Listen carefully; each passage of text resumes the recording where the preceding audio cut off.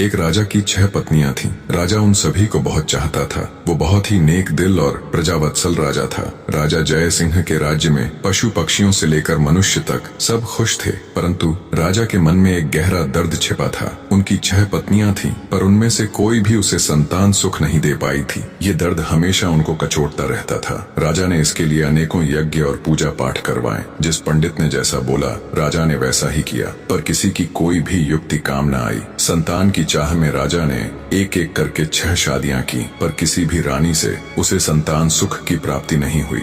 एक दिन राजा जय सिंह शिकार के लिए जंगल गए। वहाँ एक मृग का पीछा करते करते वो जंगल में दूर तक निकल गए। मृग तो भाग निकला, पर अब राजा भूख और प्यास से व्याकुल हो गया। तभी राजा के कानों में पानी के बहने की ध्वनि पड़ी। ध्वनि सुनते ही राजा की जान में जान आई। सोचा, जरूर आसपास ही कोई पानी का झरना है। भूख न सही, कम से कम प्यास तो मिटेगी। राजा ने ध्वनि की दिशा में तेजी से अपना घोड़ा दौड़ा दिया। जल्द ही राजा की आंखों के सामने एक बड़ा झरना था, पर जब राजा झरने के पास गया, तभी उसके कानों में एक स्त्री की आवाज पड़ी। अंधे हैं क्या? दिखाई नहीं देता एक लड़की स्नान कर रही है। भूख प्यास से व्याकुल राजा ने उस तरफ तो ध्यान ही नहीं दिया था। लड़की की आवाज सुन राजा चौंक गया। उसने तुरंत अपना मुंह फेर लिया और बोला, क्षमा करे देवी, मैं इस जंगल में बहुत देर से भूखा प्यासा भटक रहा हूँ, जिससे विचलित होने के कारण मैं आपको देख नहीं पाया। इतना कह राजा मुंह फेरे ही वहाँ से कुछ दूर चलकर खड़ा हो गया। कुछ ही पलों में वह लड़की स्नान से निवृत्त होकर राजा के पास आई। उसने सूखे वस्त्र धारण किए थे और हाथ में कुछ फल लिए हुए थे। वह राजा के पास आकर बोली, महाशय, अब आप पानी पी सकते हैं। राजा ने झरने से पानी पिया और लड़की के दिए फल खाए। पानी और फल से उनकी भूख प्यास शांत हुई। राजा ने लड़की की ओर देखा और पूछा, हे सुंदरी, तुम कौन हो और इस जंगल ब्याबान में अकेली क्या कर रही हो? लड़की ने जवाब दिया, मेरा नाम मोहिनी है। मैं पास के गांव में रहती हूँ। रोज यहाँ स्नान करने आती हूँ और जंगल से लकड़ियाँ इकट्ठा करती हूँ। ये झरना जंगल के बीच में है, इसलिए यहाँ कोई नहीं आता। राजा जय सिंह मोहिनी की सादगी और सुंदरता पर मोहित होकर बोला, मोहिनी, तुम्हारी मदद के लिए शुक्रिया। आज तुमने मेरी जान बचाई है, वरना मारे भूख प्यास के मेरे तो प्राण निकलने वाले थे। मोहिनी बोली, महाशय, अब आप भी अपना परिचय दीजिए। राजा ने गंभीर होकर कहा, आज नहीं सुंदरी, फिर कभी मैं जरूर तुम्हें अपना परिचय दूंगा। इतना कह राजा ने अपने घोड़े पर सवार होकर वापस अपने राज्य की ओर प्रस्थान किया। परंतु राजा के मन में अब भी रह रहकर कामिनी के विचार आ रहे थे। उसकी सुंदरता, उसकी सादगी, उसकी मधुर आवाज, सब कुछ राजा के मन में गहराई तक उतर गया था। महल में लौटने के बाद भी राजा के मन में वो ही सब चल रहा था। राजा को समझ नहीं आ रहा था कि 6 रानियों के होते हुए भी वह उस अनजान युवती के प्रति इतना आकर्षित क्यों है। कुछ सोचकर राजा अपने भरोसेमंद वजीर गौरीनाथ के पास जाता है और उसे सारी व्यथा कह सुनाता है। राजा की सारी बात सुन वजीर बोला, महाराज, यदि ऐसा है तो आप उस लड़की से विवाह कर लीजिए। हो सकता है उससे ही हमें अपने राज्य का वारिस मिल जाए। राजा को अपने वजीर की बात उचित लगी। अगले दिन वो अपने वजीर को भी साथ ले जंगल में उसी स्थान पर जाता है जहाँ उसकी मुलाकात मोहिनी से हुई थी। राजा झरने के पास गया और उसे आवाज दी, पर कोई नहीं आया। जब बहुत बार आवाज देने के बाद भी मोहिनी नहीं दिखाई दी, तो राजा का वजीर उसके पास आया और बोला, राजन, हो सकता है वो आज आई ही ना हो। आपने बताया था वो पास के ही गांव में रहती है, हमें वहीं चलकर देखना चाहिए। राजा और उसका वजीर दोनों अपने घोड़ों के ऊपर सवार हो पास के गांव में जाते हैं। मोहिनी का नाम पूछते पूछते दोनों उसके घर पहुंच जाते हैं। 2 शाही व्यक्तियों को शाही घोड़ों पर देख गांव वाले भी कौतूहलवश आसपास जमा हो जाते हैं। राजा घोड़े से उतरकर झोपड़ी के बाहर जाता है और मोहिनी को आवाज देता है। राजा की आवाज सुन जब मोहिनी रोनी सूरत ले झोपड़ी से बाहर आती है, तो उसकी आंखों में आंसू थे। जब राजा ने कारण पूछा तो एक गांव वाले ने बताया, महाशय, इस दुनिया में सिर्फ इनकी माँ ही थी, आज उनका भी स्वर्गवास हो गया। अब बेचारी रोएगी नहीं तो और क्या करेगी। इतना कह गांव वालों ने राजा से उनका परिचय मांगा। आप बताइए, आप लोग कौन हैं? गांव वालों के पूछने पर वजीर ने राजा का परिचय दिया तो पूरे गांव में खलबली मच गई। सभी ने मिलकर राजा का स्वागत किया। गांव के मुखिया से राजा ने कहा, अगर आप लोगों को कोई आपत्ति न हो तो मैं मोहिनी से विवाह करना चाहता हूँ। राजा की बात सुन मुखिया खुश होता हुआ बोला, महाराज, हमारी बेटी राजरानी बनेगी, हमारे तो भाग्य खुल जाएंगे। गांव वालों ने जल्दी जल्दी सारी तैयारी करके राजा और मोहिनी का विवाह करवा दिया। राजा ने अपनी 7वीं पत्नी अर्थात मोहिनी का नया नामकरण किया राजलक्ष्मी। विवाह के पश्चात गांव वालों ने खुशी खुशी राजलक्ष्मी को राजा के साथ विदा कर दिया। राजा अपने वजीर और 7वीं पत्नी राजलक्ष्मी को लेकर राजमहल आ जाता है। जब राजा की पहले की 6 पत्नियों को इसकी खबर लगी तो वे जल भुनकर राख हो गईं। ऊपरी मन से उन्होंने नई रानी राजलक्ष्मी का स्वागत किया। समय बीतने लगा। अब राजा का अधिकांश समय नई रानी राजलक्ष्मी के साथ ही बीतने लगा। ये देखकर पुरानी रानी और अधिक ईर्ष्या से भर गई, परंतु राजलक्ष्मी को इसकी भनक तक नहीं थी। वो भोले भाले स्वभाव और एकदम साफ दिल की औरत थी। वह बाकी रानियों को अपनी बड़ी बहन की तरह सम्मान देती थी। समय बीता। एक दिन रानी राजलक्ष्मी ने राजा को शुभ समाचार दिया कि वो पिता बनने वाले हैं। रानी के मुख से ये बात सुन राजा जयसिंह की खुशी का कोई ठिकाना नहीं रहा। वो खुशी से रानी राजलक्ष्मी को गले लगा लेता है। राजा तुरंत कुल गुरु को बुला उन्हें आदेश देता है कि अब से नित्य प्रति रानी राजलक्ष्मी को धार्मिक और प्रेरक कथाएं सुनाई जाएं। नई रानी के गर्भवती होने का समाचार जल्दी ही पूरे राज्य में फैल गया। चारों तरफ बधाइयों की धूम मची हुई थी। नई रानी के गर्भवती होने का समाचार जब उसकी सौतनों को मिला तो उनके तन बदन में आग लग गई। वे अंदर तक जल भुन गई। सभी रानियों ने आपस में विचार किया कि नई रानी तो पहले ही राजा की बहुत प्रिय है, वो अपना अधिकतर समय उसी के साथ बिताते हैं। बच्चा होने के बाद तो उसका और अधिक ध्यान रखा जाएगा। राजा उस कुल्टा को ही अपनी पटरानी बना लेंगे। हम सभी का तो वर्चस्व ही खत्म हो जाएगा। नई रानी हमारे साथ दासियों जैसा व्यवहार करेंगी। नहीं नहीं, हम ऐसा कदापि नहीं होने देंगी। वो सभी सलाह मशवरा करके नई रानी को क्षति पहुंचाने की अलग अलग युक्तियां सोचने लग जाती हैं, परंतु बड़ी रानियों का कोई भी प्रयास सफल नहीं हो पा रहा था, क्योंकि नई रानी राजलक्ष्मी उन्हें कभी अकेले नहीं मिलती। कभी राजा के आदेश अनुसार कुलगुरु उन्हें कथा सुनाते मिलते तो कभी उनकी दासियां उनके साथ होती। कभी प्रजा के लोग उन्हें घेरे रहते तो कभी खुद राजा ही उनके साथ होते। ऐसे में रानियों को कभी अपने मकसद को अंजाम देने का मौका ही नहीं मिला। इसी तरह समय बीत रहा था। रानी राजलक्ष्मी का गर्भावस्था का समय लगभग पूरा होने को आया था, पर फिर एक दिन राज्य की सीमा पर विद्रोहियों ने आक्रमण कर दिया। शत्रुओं से निपटने के लिए राजा जयसिंह को अपनी सेना सहित राजमहल छोड़कर राज्य की सीमा पर जाना पड़ा। बड़ी रानियों को तो जैसे सुनहरा अवसर मिल गया था। वे छोटी रानी को ऐसी दवाई देने लग गई जिससे रानी राजलक्ष्मी के गर्भ को क्षति पहुंचे और रानी से ऐसे ऐसे कार्य करवाती जो गर्भावस्था के लिए उचित नहीं थे। बड़ी रानियां छोटी रानी के भोलेपन का खूब फायदा उठाती और उन्हें उल्टी उल्टी चीजें सिखाती। जब कुलगुरु छोटी रानी को कथा सुनाने आते तो वो उसे अच्छी अच्छी बातें समझाते और आवश्यक सावधानियां बताकर चले जाते।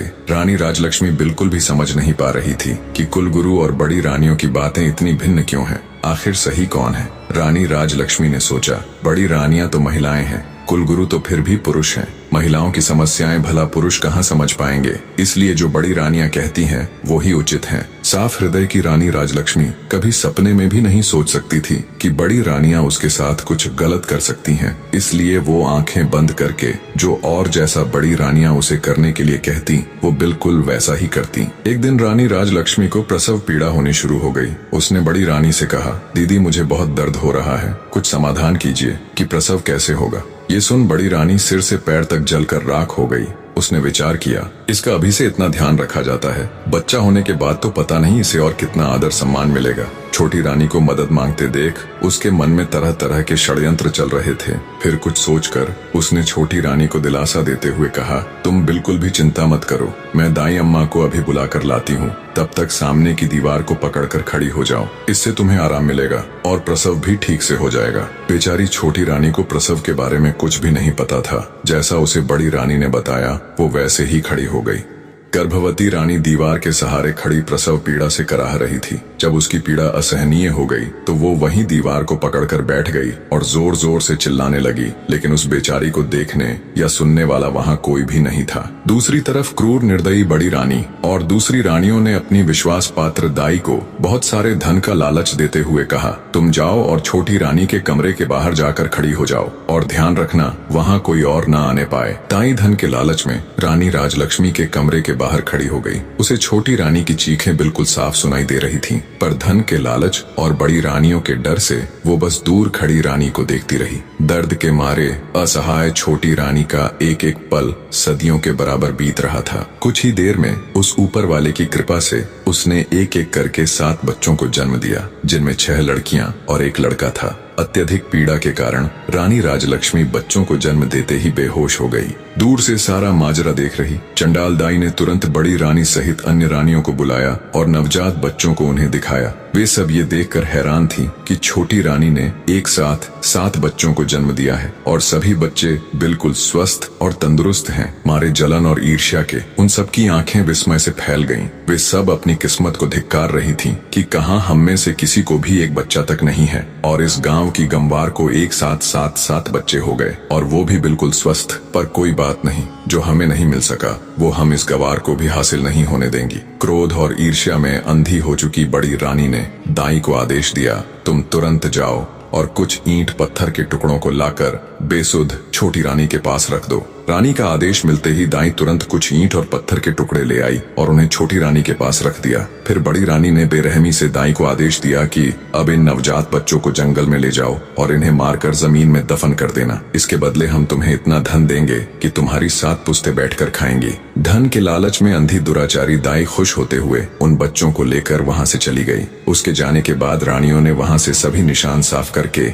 ईंट पत्थरों को छोटी रानी के पास रख दिया और सभी अपने कमरे में चली गई। थोड़ी देर में दाई जंगल से लौटकर रानियों के पास आ गई। तब बड़ी रानी ने पूछा, क्या तुमने बच्चों को दफन कर दिया था? दाई के हाँ भरने पर रानियों ने उसे खूब सारा धन देकर चलता कर दिया। जब सब कुछ बड़ी रानी की योजना अनुसार हो गया तब वो अन्य रानियों के साथ बेसुध पड़ी छोटी रानी के पास जा ठंडे पानी के छींटे मारकर उसे होश में लाती है। होश में आते ही छोटी रानी ने पूछा, मेरा बच्चा कहाँ है? मेरा बच्चा कहाँ है? मुझे क्या संतान हुई, लड़का या लड़की? पास पड़े ईंट और पत्थरों की ओर इशारा करते हुए बड़ी रानी बोली, ये देखो, तुमने इन ईंट और पत्थरों को जन्म दिया है। ये सुनते ही छोटी रानी एकदम से आश्चर्य के साथ सन्न रह गई और बोली, ऐसा कैसे हो सकता है कि मैंने ईंट और पत्थरों को जन्म दिया है? नहीं, ये नहीं हो सकता। मैं ये मान ही नहीं सकती कि मुझे बच्चे की जगह ये ईंट और पत्थर हुए हैं। एक औरत के गर्भ से क्या कभी किसी पत्थर को जन्म लेते देखा है? बच्चा तो अवश्य हुआ होगा। इतना कह रानी राजलक्ष्मी रोते हुए बड़ी रानी से बोली, दीदी, कह दो कि ये झूठ है, कह दो कि ये एक मजाक है, कह दो कि आप सब ने मुझसे झूठ कहा है। मेरे बच्चे कहाँ हैं? मुझे अब जल्दी से उनसे मिलवा दो। अब मुझसे ये सब बर्दाश्त नहीं हो रहा। छोटी रानी की बात सुन बड़ी रानी आंखें तरेरते हुए गुस्से में बोली, क्या बक रही हो तुम? हम क्यों तुम्हारे साथ मजाक करेंगे? ये पत्थर ही है जिसे तुमने जन्म दिया है। इतना कहते हुए उन्होंने उन ईंट और पत्थरों को एक थैले में भरकर रख दिया। अब बड़ी रानियों को इंतजार था तो बस राजा के आने का। छोटी रानी बेचारी खून का घूंट पीकर रह गई। भला उस अकेली की उन 6 रानियों के आगे क्या चलनी थी? दुष्ट रानियों ने पूरे महल में ये बात फैला दी कि छोटी रानी ने बच्चों के बदले ईंट और पत्थरों को जन्म दिया है। कुछ समय बाद राजा जय सिंह भी युद्ध जीतकर अपने राज्य में पधारे, पर जब वो अपने राज्य में लौटे तो प्रजा को देख हैरान थे। जिस प्रजा को उनके युद्ध जीत कर आने पर खुशियां मनानी चाहिए थीं, नाचना गाना चाहिए था, उन सब के मुंह लटके हुए थे।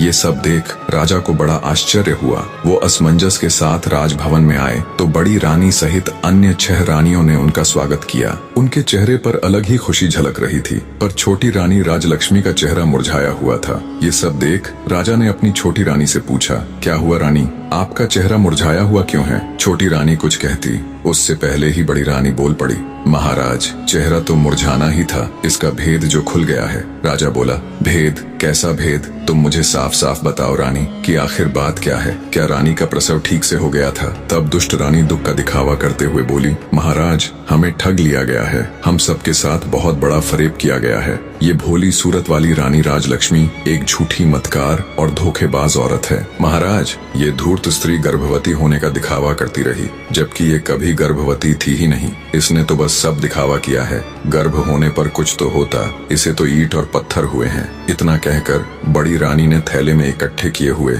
ईंट और पत्थरों को राजा को दिखाया। ये सब देख राजा तुनक गया और बोला, बड़ी रानी, आप ये क्या कह रही है? भला एक मानव गर्भ से कभी ईंट और पत्थरों को पैदा होते हुए देखा है तुमने कभी? राजा की बात सुन बड़ी रानी बोली, क्षमा करे महाराज, पर हम भी तो आपको वही बताने और समझाने का प्रयत्न कर रही हैं कि इसने हमारे साथ गर्भवती होने का नाटक किया है। हम भी तो कब से उम्मीद लगाए बैठे थे कि राज्य का वारिस आएगा, हमें भी कोई माँ कहने वाला आएगा। हमारे भी कान तरस गए थे महाराज माँ शब्द सुनने को, पर इस दुष्ट औरत ने हम सबके साथ छल किया है। ये सब सुनने के बाद राजा को भी बड़ी रानी की बातों का विश्वास होने लगा। उसे भी लगने लगा कि छोटी रानी ने सबके साथ धोखा किया है। राजा छोटी रानी राजलक्ष्मी से कहता है, तुमने ये सब क्यों किया रानी? तुम्हारी हिम्मत कैसे हुई हमें छलने की? मैं तो जैसे तैसे विधि का विधान मानकर जी रहा था कि शायद हमारे भाग्य भाग्य में संतान सुख है ही नहीं, पर तुमने तो हमें हमारे जीवन की सबसे बड़ी आशा दिखाकर उस पर पानी फेर दिया।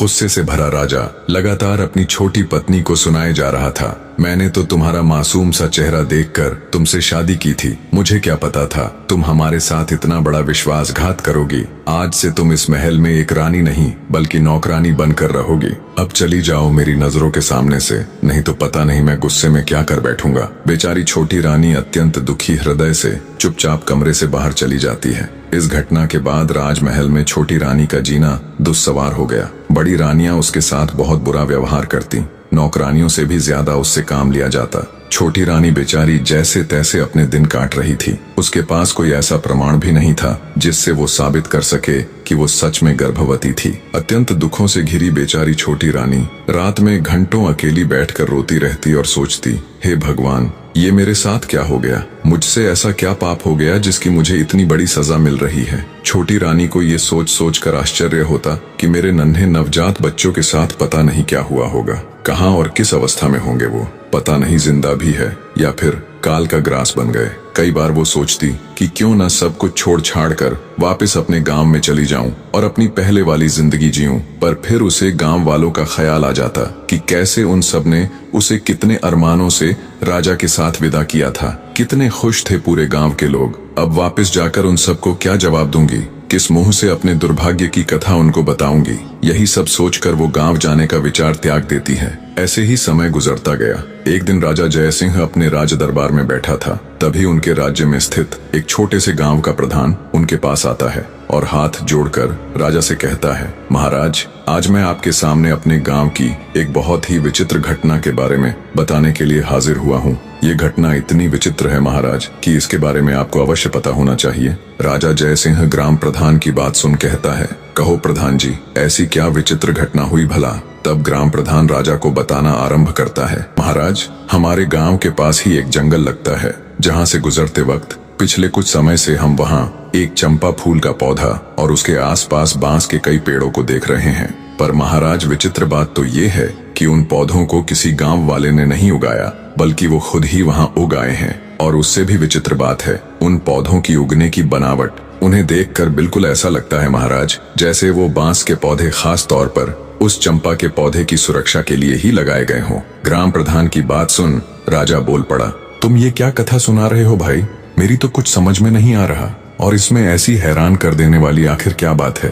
पौधे ही तो हैं, उग आए होंगे किसी भी तरह। तब ग्राम प्रधान बोला, क्षमा करें महाराज, पर आप पहले मेरी पूरी बात तो सुन लीजिए। जितनी विचित्र उन पौधों की बनावट है, उससे कहीं ज्यादा विचित्र ये बात है कि वो चंपा का पौधा अत्यंत खुशबूदार फूलों से लदा हुआ है, और जब कोई ग्रामीण अथवा राहगीर उसके फूलों को तोड़ने का प्रयत्न करता है तो वो किसी जादुई पौधे की तरह रहस्यमयी ढंग से ऊंचा होता चला जाता है। इतना ऊंचा कि हाथ से फूल तोड़ना तो दूर की बात है, किसी लंबी लकड़ी से भी उस पौधे के फूलों को तोड़ पाना असंभव है महाराज। अब राजा जय सिंह की ग्राम प्रधान की बातों में रुचि बढ़ने लगती है। वे पूरे ध्यान से उसकी बातें सुन रहे थे। आगे गांव का सरपंच बोला, और महाराज, सबसे विचित्र और हैरान कर देने वाली बात तो ये है कि वे पौधे आपस में किसी मानव की तरह बात करते हैं। ग्राम प्रधान की ये बात सुन कुछ देर पहले जो राजा उसकी बातों को हल्के में ले रहा था, अब वो चौंक कर बैठ जाता है कि पौधे आपस में बातें करते हैं, और वो भी बिल्कुल मनुष्य की तरह बोलकर। राजा के साथ साथ पूरा राज दरबार विस्मय से भर जाता है। सभी चौंक कर एक दूसरे का मुंह ताक रहे थे। राजा जय सिंह हैरानी से ग्राम प्रधान से कहता है, ऐसे कैसे हो सकता है कि पौधे आदमियों की तरह बात करें? ठीक है प्रधान जी, अब ये भी बता दीजिए कि वो पौधे आखिर बात क्या करते हैं? प्रधान जी राजा को जवाब देते हुए कहते हैं कि महाराज, जब भी कोई मनुष्य फूल तोड़ने के लिए चंपा के पौधे की तरफ हाथ बढ़ाता है तो चंपा के पौधे से आवाज आती है कि बांस भैया, गांव के ग्रामीण फूल तोड़ने के लिए आए हैं, इनको फूल दूं या लगूं आकाश। इसके बाद उन बांस के पौधों से आवाज आती है, नहीं बहना, लगो आकाश। और उसके आगे का तो मैंने आपको बताया ही है महाराज कि चंपा की डालियां इतनी ऊंची होती चली जाती हैं कि उनसे फूल तोड़ना असंभव है, परंतु सुबह जमीन में अपने आप अत्यंत सुगंधित फूल बिखरे हुए मिलते हैं। पर आज तक कोई भी व्यक्ति उन फूलों को अपने हाथों से नहीं तोड़ पाया है। गांव के सरपंच की बात सुन राजा जय सिंह सोच में पड़ जाता है। फिर कुछ देर विचार कर वो अपने भरोसेमंद वजीर गौरीनाथ को बुलाकर उसे निर्देश देते हुए कहता है, मंत्री जी, आप फौरन वहां जाओ और सच का पता लगाओ। वजीर गौरीनाथ जी महाराज कह तुरंत ग्राम प्रधान को साथ ले गांव के लिए चल पड़ता है। कुछ ही देर में मंत्री और ग्राम प्रधान उन बोलने वाले रहस्यमयी चंपा और बांस के पेड़ों के पास पहुंच जाते हैं। सरपंच के साथ राजा के खास मंत्री को देख गांव वाले भी उत्सुकतावश आसपास इकट्ठे हो जाते हैं। मंत्री जब घोड़े से उतरकर उस चंपा के पौधे के पास जाकर देखता है तो उसे बिल्कुल उसी अवस्था में पाता है जिस प्रकार गांव प्रधान जी ने दरबार में राजा को बताया था। बांस के पेड़ों के बिल्कुल बीच में खड़ा चंपा का पौधा अपनी अलग ही छठा बिखेर रहा था। उसके फूलों से उठती भीनी भीनी खुशबू से कुछ देर के लिए तो मंत्री जी भी मदमस्त हो जाते हैं। तंद्रा टूटते ही उन्हें राजा का आदेश याद आता है तो वे उस चंपा के पौधे के पास जाकर जैसे ही उसके फूल को तोड़ने के लिए अपना हाथ आगे बढ़ाते हैं तभी चंपा के पौधे से मानव आवाज आती है जिसे सुनकर मंत्री ठिठक कर रुक जाता है। चंपा का पौधा बोला, हे बांस भैया, हमारे मंत्री जी मेरे फूल तोड़ने आए हैं, इनको फूल दूं या लगूं आकाश। तभी बांस के पौधों में से एक साथ आवाज आई, ना बहन चंपा, लग जा आकाश। ये तो वही मंत्री है जिनके ऊपर हमारी माँ की जिम्मेदारी थी, पर ये उसमें पूरी तरह विफल रहे, इसलिए ये आपके फूलों के कतई हकदार नहीं है बहना। बिल्कुल स्पष्ट और साफ आवाज में पौधों की वार्तालाप सुन मंत्री एकदम सन्न रह जाता है। उसके आश्चर्य का कोई ठिकाना नहीं था। हक्के बक्के खड़े मंत्री के देखते देखते चंपा का पौधा आकाश में जा लगा। ये देख एकदम सुन्न खड़े मंत्री के पूरे शरीर में सिरहन दौड़ गई। गांव वाले भी खड़े खड़े ये पूरा तमाशा देख रहे थे। तभी बांस के पौधों से आवाज आती है, जाइए मंत्री जी और अपने राज कार्यों को देखिए, आप किसी इंसान की जिम्मेदारी लेने के योग्य नहीं हैं। मंत्री भौचक्का खड़ा बांस के पौधों को देखता हुआ सब सुन रहा था। आगे बांस का पौधा कहता है, मंत्री जी, राजा महाराज तो युद्ध में चले गए थे, उनके बाद हमारी माँ की देख रेख का दायित्व आपका ही था, और कुछ नहीं तो कम से कम हमारी माँ के प्रसव के दौरान तो वहाँ हाजिर रहकर ये देखते कि उन्हें किसी बात की कोई परेशानी तो नहीं, पर आपने तो उनकी कोई खैर खबर तक नहीं ली। बांस के पेड़ों की आवाज सुन हैरान खड़ा मंत्री विचार करता है कि ये पौधे बोल कैसे रहे हैं और इतना सब कैसे जानते हैं। वो सोचता है, बात तो बिल्कुल सही कह रहे हैं, मैंने रानी राजलक्ष्मी की कोई सुध नहीं ली। ये सोचकर मंत्री आत्मग्लानि से भर उठता है। सोचा, ये तो उससे बड़ी भूल हो गई। राजा की गैर हाजिरी में उसे रानी राजलक्ष्मी को गर्भावस्था में संभालना चाहिए था। मंत्री जी सोचते हैं, इसका मतलब क्या रानी राजलक्ष्मी के साथ कोई बड़ा षड्यंत्र हुआ था या कुछ और बहुत बुरा जो वो नहीं जानते। ये विचार आते ही उसने जब ये सब उन पौधों से जानना चाहा तो उनमें से कोई आवाज नहीं आई। जब बहुत प्रयास करने पर भी पौधों ने कोई जवाब नहीं दिया तो हैरानी के साथ साथ आत्मग्लानि से भरे मंत्री जी बोझिल हृदय के साथ वापस राजमहल की तरफ चल पड़ते हैं। वहाँ पहुंचकर वो सारा किस्सा राजा जयसिंह को कह सुनाते हैं और बोले, महाराज क्षमा करें, पर मुझे लगता है राजमहल में कुछ षड्यंत्र तो जरूर हुआ है। महाराज, आपकी गैर हाजिरी में मैं राजरानी की अच्छी तरह देखभाल नहीं कर पाया। आज उन पौधों की बात सुनकर ऐसा लग रहा है महाराज जैसे राजमहल में राजरानी राजलक्ष्मी के साथ कुछ बहुत बुरा हुआ है। मैंने उन पौधों से जानने की बहुत कोशिश की लेकिन उन्होंने मुझे कुछ नहीं बताया, इसलिए मेरा आपसे अनुरोध है कि आपको खुद वहाँ जाकर उन पौधों से बात करनी चाहिए। हो सकता है वो आपको सारी बात बता दें। भरोसेमंद वजीर गौरीनाथ की पूरी बात सुन राजा जयसिंह कहते हैं, ठीक है मंत्री जी, हम वहां अवश्य जाएंगे और साथ में अपनी 6 रानियों को भी लेकर जाएंगे। राजा की बात सुन मंत्री जी बोले, महाराज मेरी आपसे एक गुजारिश है, मैं छोटी रानी राजलक्ष्मी को भी अपने साथ वहां लेकर जाना चाहता हूं। राजा बोले, ठीक है मंत्री जी, आप ऐसा कर सकते हैं, पर वो दुष्ट मेरी आंखों के सामने न आने पाए, इस बात का ध्यान रखना। मंत्री बोला, जी महाराज। अगले दिन राजा जयसिंह अपनी रानियों के साथ आकाश चंपा का रहस्य जानने के लिए निकल पड़े। सबसे आगे रथ में राजा और उसकी पटरानी चल रहे थे। उससे पीछे वाले रथ में राजा की 5 रानियां और पीछे भी अन्य कई प्रमुख सभा सदस्य साथ जा रहे थे। राजा से आज्ञा ले चुके मंत्री ने रानी राजलक्ष्मी को अपने परिवार सहित बड़े आदर से पालकी में उन्हें बिठा दिया था। राजा का काफिला कुछ समय में गांव के बाहर पहुंच गया। वहां पहुंचने पर जंगल के बाहर गांव की सीमा पर वो अपना पड़ाव डाल देते हैं। पूरे राज्य परिवार को आया देख गांव के ग्रामीण उनके स्वागत में जुट गए। कुछ समय विश्राम कर सभी आकाश चंपा के पौधे के पास पहुंच जाते हैं और उसके चारों तरफ घेरा डालकर बैठ जाते हैं।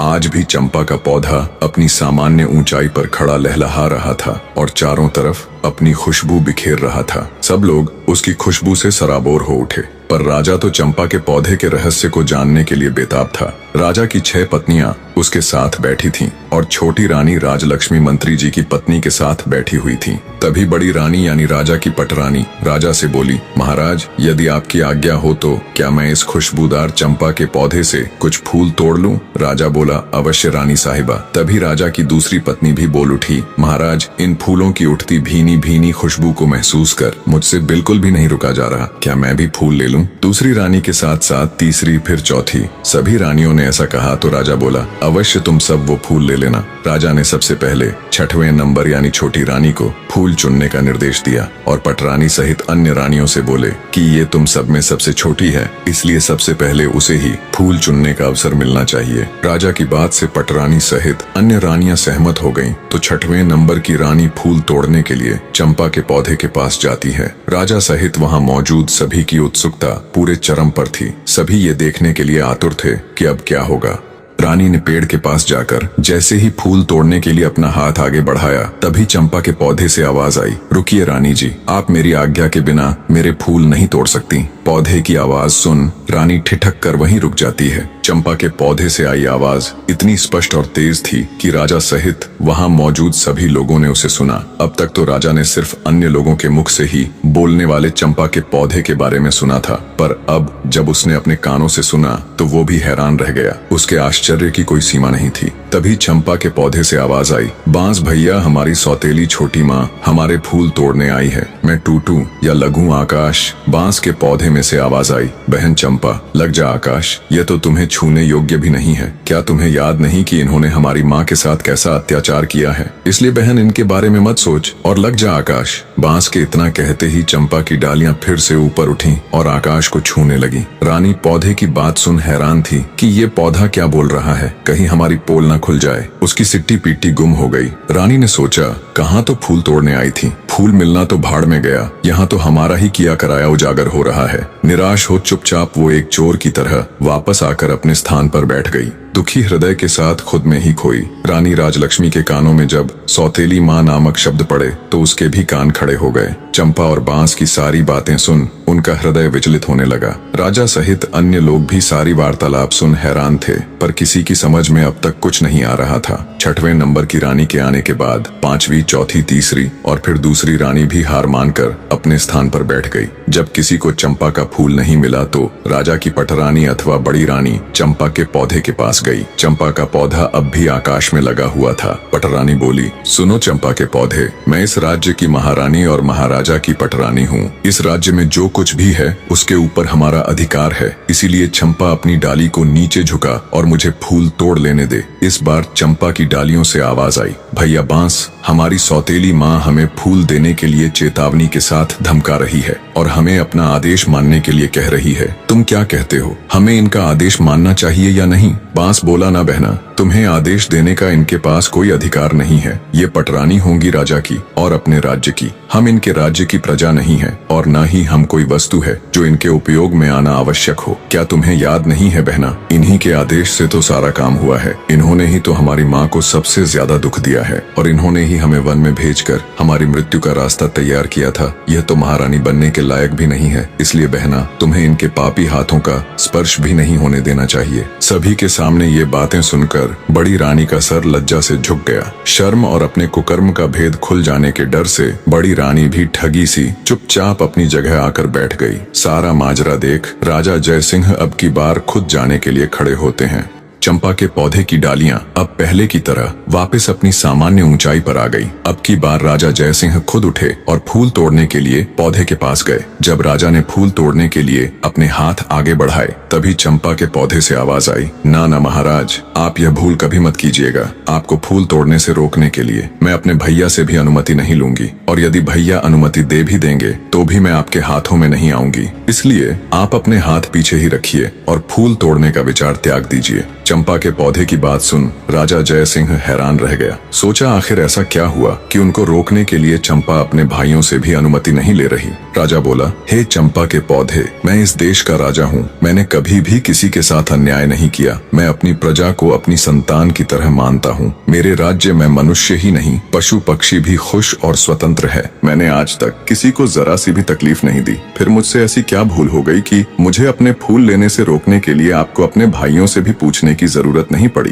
तब चंपा के पौधे से आवाज आई, हे राजा महाराज, इसमें कोई शक नहीं कि आपने आज तक किसी भी जीव जंतु को कोई तकलीफ नहीं दी, परंतु महाराज आप में एक सबसे बड़ी कमी है कि आप कान के कच्चे हैं। जो कोई भी आपसे जैसा भी कहता है आप बिना सच्चाई जाने वैसा ही मान लेते हैं, खुद से कभी भी सच्चाई जानने की कोशिश नहीं करते। आपने प्रजा को तो संतान मान लिया, लेकिन क्या कभी आपने अपनी संतान की खोज खबर करने की जरा सी भी कोशिश की? क्या आपने कभी ये जानने की कोशिश की कि आपकी अपनी संतान कहाँ है? अरे छोड़िए राजा महाराज, आप तो अपनी गर्भवती पत्नी की भी सुरक्षा तक नहीं कर पाए। बिना सच्चाई का पता किए आपने एक सच्ची नारी को धोखेबाज कहकर नौकरानी बना दिया। तो जाइए महाराज, जाकर अपने राज्य को संभालिए। आप मेरे फूलों के बिल्कुल भी योग्य नहीं हो। चंपा के पौधे की बात सुन बेचारा राजा निरुत्तर हो गया और चुपचाप मुंह लटकाए वापस अपनी जगह पर आकर बैठ गया। उनके मन में हजारों सवाल एक साथ उठ रहे थे। उन्हें कुछ समझ नहीं आ रहा था, क्या सच है क्या झूठ।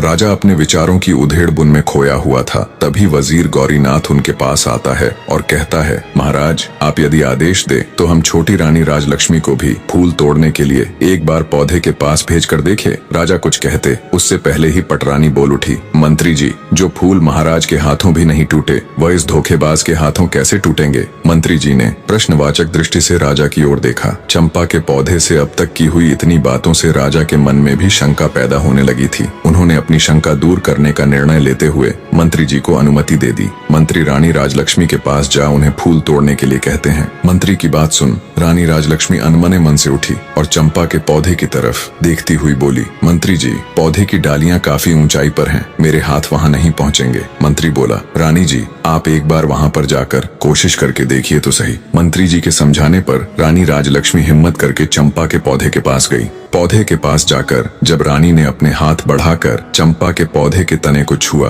और उसे प्यार से सहलाया तो पौधे के स्पर्श से रानी को असीम आनंद मिला, जैसे वह अपनी औलाद को सहला रही हो। तभी चंपा के पौधे से रुंधी हुई आवाज आई, भैया बांस। बांस ने कहा, बहन चंपा तुम रो रही हो? चंपा ने कहा, हाँ भैया, रुका ही नहीं गया, क्योंकि आज हमारी माँ मेरे फूल लेने आई हैं। उनके प्यार भरे प्रथम स्पर्श से मैं आनंदित हो गई, इसलिए मेरा हृदय भावुक हो गया। माँ शब्द सुनते ही रानी राजलक्ष्मी भी भावुक हो उठी। तभी चंपा के पौधे से आवाज आई, बांस भैया, आप मुझे आदेश दे कि अब मैं क्या करूं? मेरी तो इच्छा हो रही है कि मैं अपनी माँ के चरणों में अपने सारे फूल समर्पित कर दूं। इस पर सभी बांस के पौधों से एक साथ आवाज आई, हाँ बहन चंपा, तुम बिल्कुल सही हो, तुम्हारा दिल जो कह रहा है वही करो, माँ के चरणों में तो स्वर्ग है। इस आवाज के साथ ही चंपा के पौधे की सारी डालियां झुककर रानी राजलक्ष्मी के चरणों को छूकर उनके चारों ओर फैल गई और रानी के ऊपर पुष्प वर्षा होने लगी। ये देखकर वहां मौजूद सभी लोग बहुत हैरान थे। वो बिना पलक झपकाए इस असीम पल का आनंद ले रहे थे।